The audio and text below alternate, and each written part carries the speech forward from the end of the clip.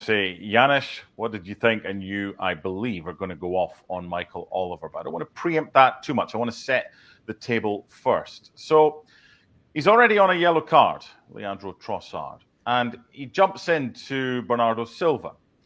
And it's a foul. No one's questioning that. And then just a split second after the free kick is awarded, he's kicked the ball away. So initially, we're not paying attention to that. We're paying attention to him being called over to the referee to be given a second yellow. And it certainly appeared very harsh. Now, both the commentators on Sky in the UK and NBC over here are able to hear the VAR conversation.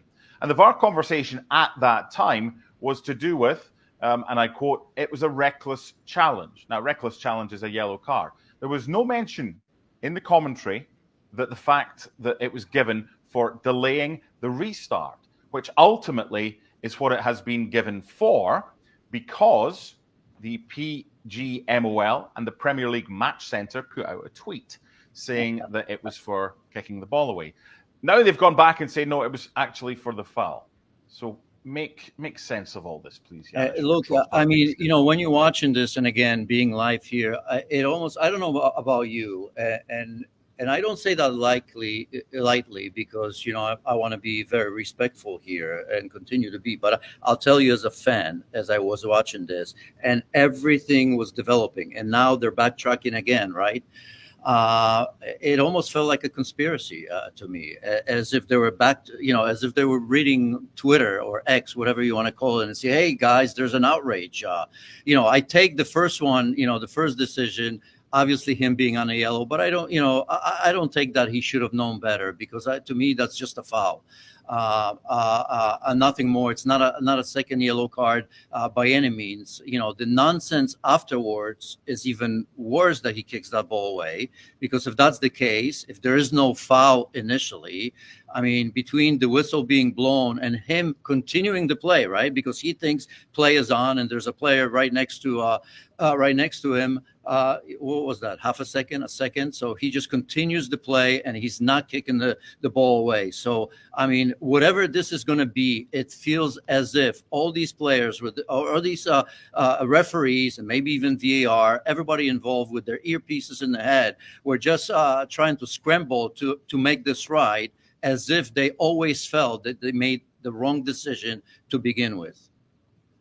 Here's the tweet at PL Match Centre. It was sent about an hour ago, as far as we're talking live right now.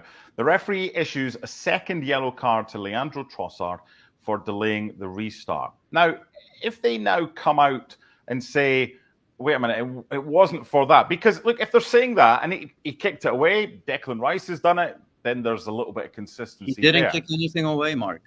And that's the problem. He finished the play. He went on, the ball popped up, and he's going after the play. There is no whistle there for a foul, right? That's what they're saying, that the whistle wasn't for a foul. He just continues to play because the play and the ball is live, and he wants to win that ball and go on with it. So that's absolute nonsense. It cannot be true.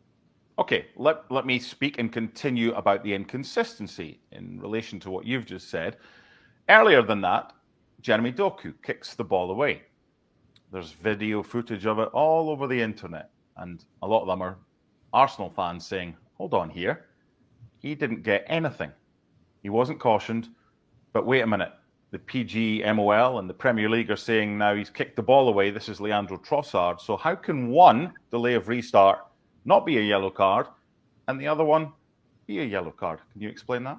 It's even worse than that, because now, and by looking at it, making some assumptions here, they're saying that Doku was actually pointing and kicking the ball because the free kick should have be taken 10 yards back, right? And remember, we were just talking about the other instance where you said, well, it's just 2 yards, so it's not so bad. So the problem is that there is an inconsistency, because in that, if in Michael Oliver's head, he said, yeah, you know what?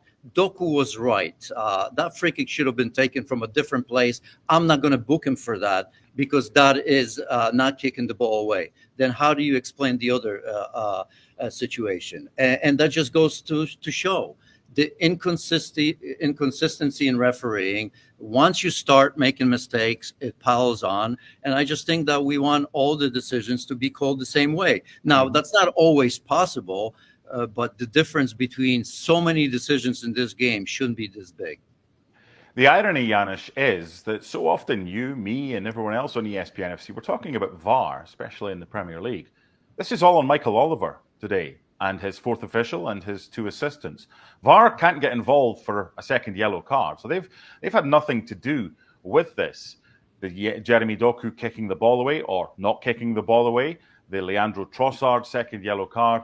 I mean, this is one, we're just speaking straight after the game, but this is one that I don't see how it can shade a good light on Michael Oliver's performance today. Do you? Yeah, I mean, when you think about it, and I'm not, not that I want to make excuses or I don't, but this is, in case of Michael Oliver, it's just like players, right? Loss of confidence.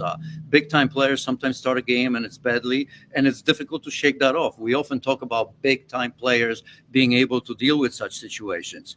Most often they do, but a lot of times they don't. So if you make a bad tackle, if you make a big mistake and you concede a goal, sometimes it stays in your head. And I just have a feeling that from the beginning, and you've mentioned, the first few seconds and the collision between Havertz and Rodri and what went on, it was a massive occasion. Michael Oliver, I think for the most part in general, I think is a pretty good referee. As I've said it, it's so easy for us to talk. Massive occasion, yes. Do they have to live up to it? Absolutely. But yeah, you can have a bad game. And Manchester City versus Arsenal live score.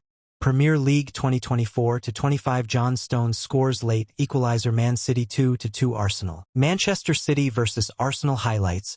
Premier League 2024-25 Manchester City played out a 2-2 draw against Arsenal in a crucial Premier League encounter at the Etihad Stadium. Erling Haaland scored early for Man City before Ricardo Calafiori